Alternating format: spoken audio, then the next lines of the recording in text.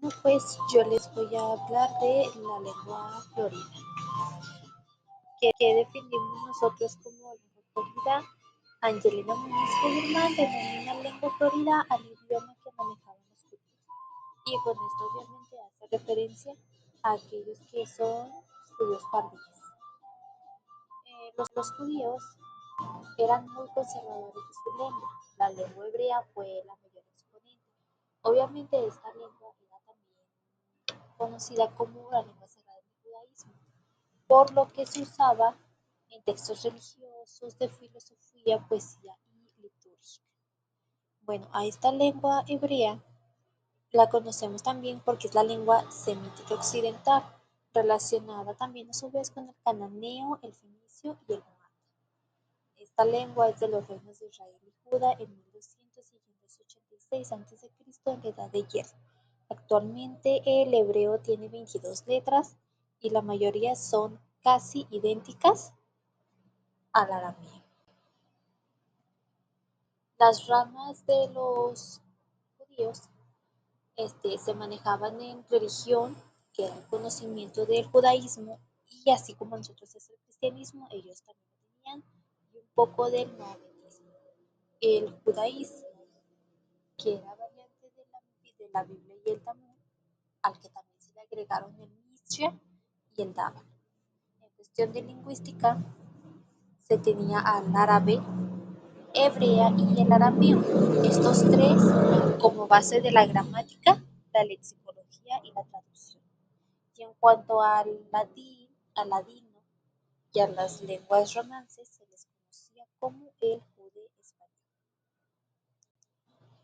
En cuestión de letras, se tenían en la poesía, filosofía, teología y la historia, mucho más plasmadas obviamente. Y en cuestión de ciencias, se tenían las matemáticas, geografía, astronomía y astrología, aunque también existía la medicina, la química, la alquimia y la farmacología.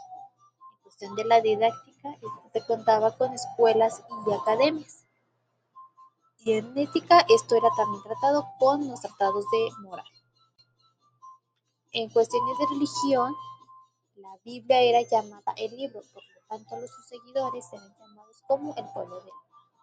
La Biblia era mayormente puesta en debate, a que nos referimos a que se trataban y se consultaban libremente las dudas de aquellos que las tuvieran en cuestión a su religión. En cuestión de la lingüística, se creen los estudios gramaticales lexicológicos, que también fueron importantes en el siglo X, dentro obviamente de las comunidades hispanohablantes. El pueblo judío desarrolló una amplia capacidad filológica. ¿A qué nos referimos con capacidad filológica? A que por sus conocimientos de lengua árabe y el uso al que se le fue dando se fueron haciendo conocidos y mayormente fue su fama al saber hablar este tipo de lenguas. Las lenguas romance que fueron hechas para el uso político, mayormente entre ministros y consejeros reales. Si bien obviamente no logró imprimir el amor por la lengua castellana, solo se manifestó en su mayoría en cuestiones líricas y populares. En cuestión de las letras, estas se encontraban pues obviamente y más plasmadas en la Biblia.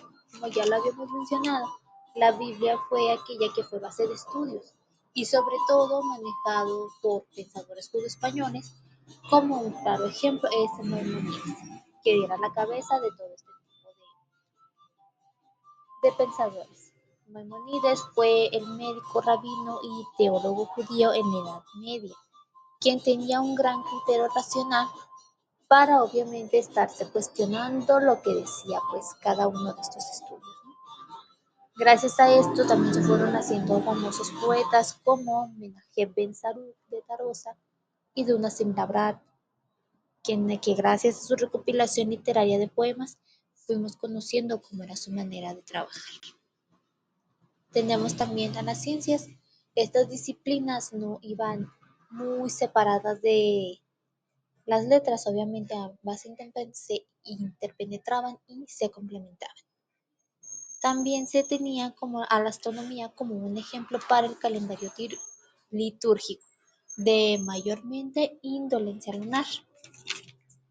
También se tenían las matemáticas, la física, la biología, como parte de un pensar tan litúrgico o tamúltico también, que era también manejado por Maimónides y por su gran criterio en cuestionarse todo este tipo de cosas. En la poliglotía, a esto nos referimos a que en su peregrinaje se fueron aprendiendo nuevas lenguas, como por ejemplo en Alejandría el griego, en Roma el latino, y así en cada pueblo al que se va llegando se va llevando consigo un poco de conocimiento de la lengua de cada lugar. Y gracias a esto se les proporcionó a los judíos movilidad y carácter, que con su conocimiento de muchos idiomas se les facilitó el movimiento dentro del nivel nacional e internacional, creando academias tan múltiples como por ejemplo Córdoba en el siglo X, que fue la más famosa y la más antigua, Lucena, Sevilla y Granada, y en otras ciudades como Andalucía. En reinos cristianos también se crearon algunas academias, que fueron Toledo, Gerona, Barcelona, Zaragoza, Alcalá, Calatayud y Tarosa, donde se mostró lo importante de estas instituciones para el mejor manejo de los idiomas, porque con cada nuevo ingresado que llegaba salía alguien salía un gran conocedor en cuestión de idiomas.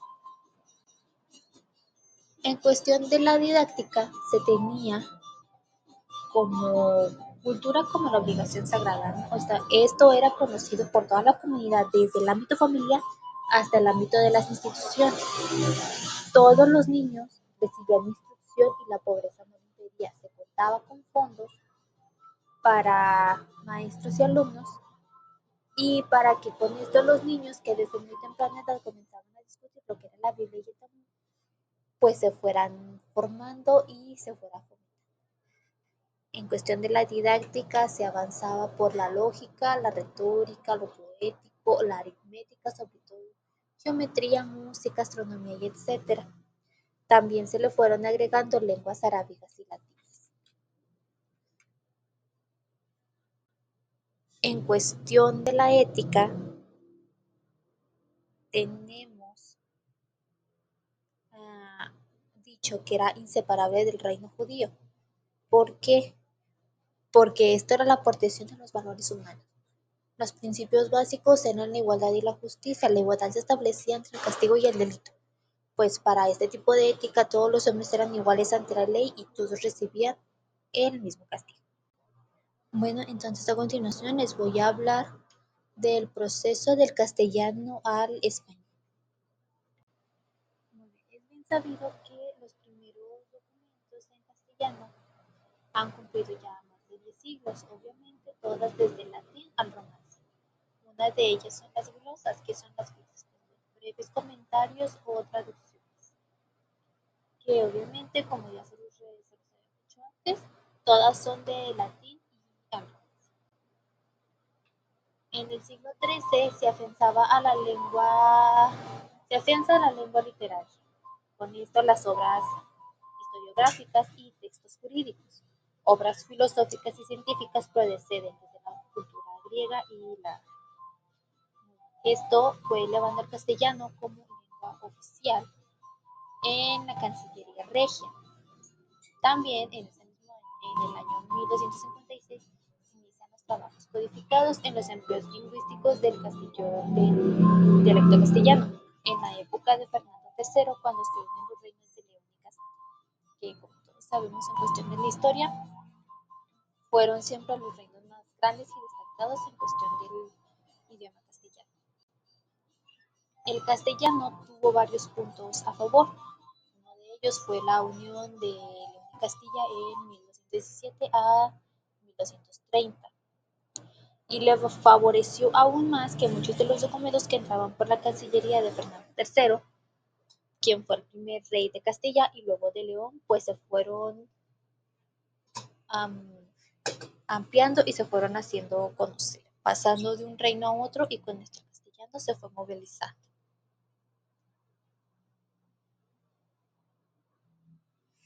Dentro de la década de 1230 al 2040 se amplió considerablemente la documentación del dialecto castellano.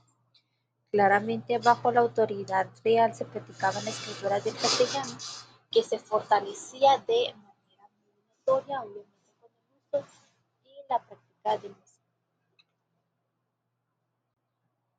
También con el uso del castellano se dieron varias variantes.